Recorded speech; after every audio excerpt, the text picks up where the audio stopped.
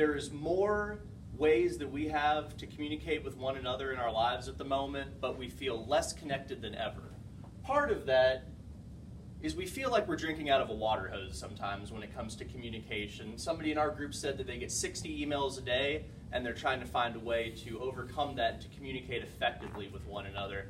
Now, communication has to be both effective and efficient, but it also has to be concise, it has to be targeted, and it has to be something that is done with respect.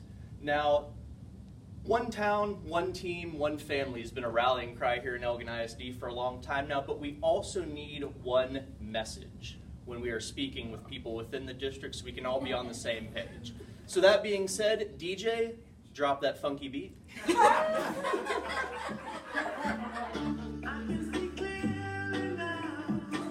That's your cue, by the way.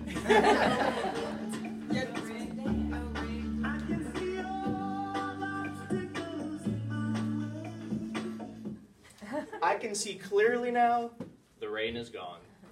Our first goal, which was meant to address the focus of address protocols for sharing information both up and down the chain of command, is all staff and school board will indicate that they have access to clear channels of communication that enable them to perform their responsibilities. Clarity is the number one most important thing there. We need clear information. It needs to move in both directions because, as we all know, communication is a two-way street. So with that being said, Ms. Kelly, take it away.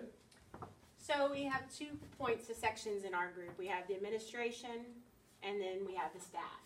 We're also including the school board in this because we think that's the line of communication that we're failing at a little bit too. It needs to come across the board.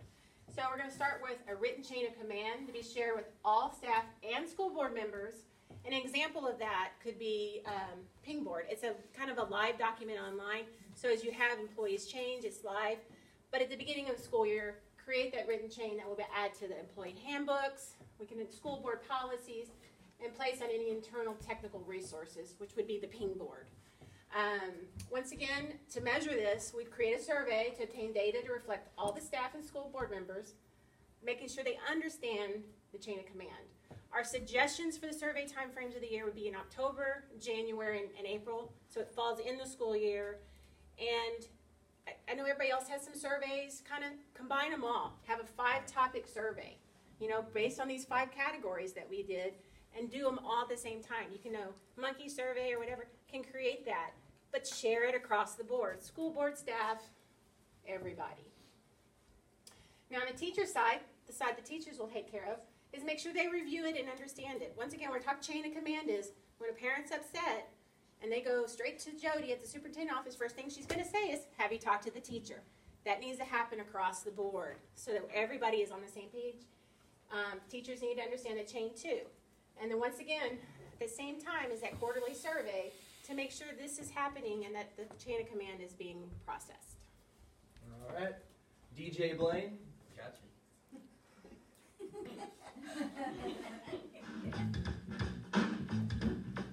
If you were born in the 80s, you know this one.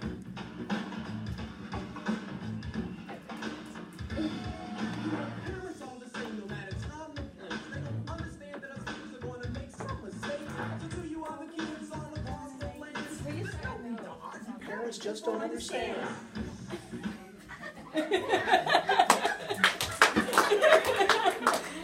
Much like parents don't understand, sometimes teachers, staff members, administrators, all the way up to the superintendent's office might not understand something, and that's perfectly fine. When you don't understand a message that's being communicated to you, largely it's not your fault. It's an issue of messaging, and it's an issue of understanding. What we were trying to address through this goal right here is ensuring staff throughout the district is on the same page about priorities and expectations. So our goal is that 100% of staff surveyed report clearly understanding goals, priorities, and expectations. Kelly?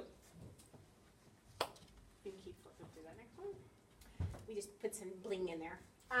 So administrative actions. So what we're suggesting is we create goals, priorities, and expectations on a 3 to 5 year plan that's adopted by the school board. So none of this changing every year. Somebody new comes in and makes some changes. Keep it consistent. So when she's trying to hire somebody, they can say, we're on year 2 of this plan. It's consistency. We're not throwing something last minute to the teachers or last minute to the admin to fix something right as the school year's done. That causes stress, and I think it's hurting our teachers' retention. Create a clear, and so the next thing you do is create a clear plan of action to meet those goals, priorities, and expectations. And then plan the professional development district-wide. And when we're talking district-wide, don't do it at this school, this school, and this school. Everybody at the same time, so that one person is in it showing it to somebody a different way. It's clear across the way. That we're using that transparency of clearness. But also in that professional development, have a time for dialogue, asking questions, and reviewing it. Because what happens is when you're learning something new, you need a few minutes sometimes to figure out, what questions do I have? Plan for that time in that professional development. Again, deliver it to all staff and goals so that they can see it. And then once again, measuring it, monitoring, providing feedback to the staff and school board on implementation of goals, priorities, and expectation. Once again, transparency across the board and every clear communication. So on the teacher side, you got, as a teacher, you need to attend to participate and participate. That doesn't mean just sit there. Ask questions, talk. This has been a great room of feedback. Same thing needs to happen there. To understand the goals, priorities, and expectations. Implement the action plan for goals, priorities, and expectations once again. And then once again, the same survey that we're talking about, measure that, make sure everybody's understanding it. In a timely manner, yeah. And we have a little joke. If you can't read it, Wally, what are your goals for the coming year? My goal is to replace my soul with coffee and become immortal. I meant something about work. Oh, I thought you said my goals. Mr. DJ?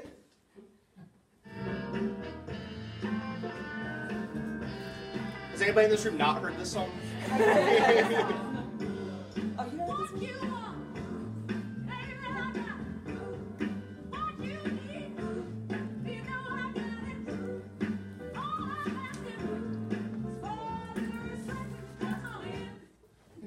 RESPECT. It's important to you. It's important to me. It's the #1 core value of Elgin ISD. And transparency, of course, is the key.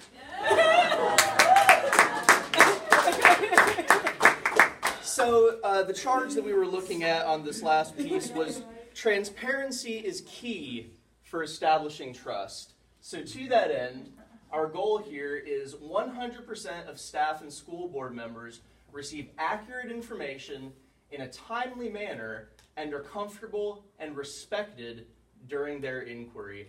We decided to focus on the word respect with this one right here for a couple different reasons. First of all, because we wanted an excuse to play that song, but respect, everybody in this room knows how important it is, and a lack of transparency, sometimes people just attribute to a lack of respect. These people don't respect me, they don't feel like they need to give me the transparent information that I need. So along those lines, we'll go over our steps here, Ms. Kelly.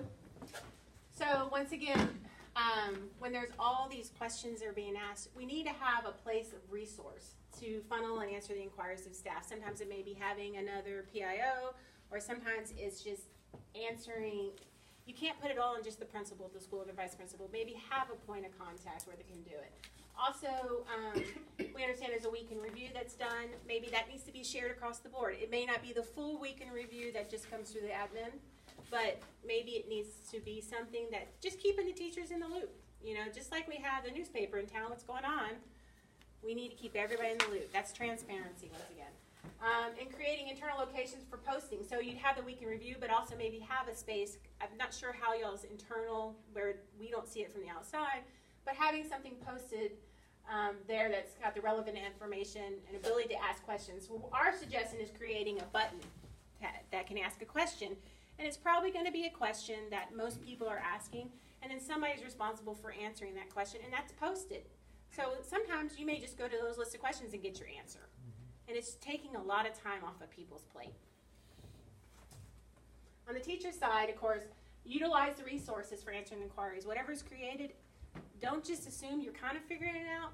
Ask questions if you don't understand.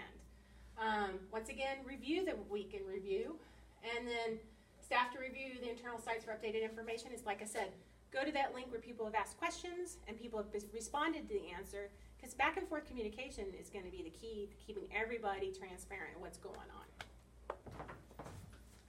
In conclusion, everything we've talked about today really boils down to the idea of respect, the idea of communicating with each other, the idea of being effective and efficient.